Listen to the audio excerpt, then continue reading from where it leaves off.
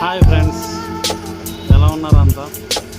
ఈరోజు నేను కేక్స్ ఇవి కౌంటర్ రెగ్యులర్గా వెళ్ళే కేక్స్, ఇవి స్ట్రాబెర్రీకి వెళ్తూ ఉంటాయి ఇక్కడ. అయితే నేను స్ట్రాబెర్రీలోనే డిజైన్స్ వేరేగా డిఫరెంట్గా చేశాను.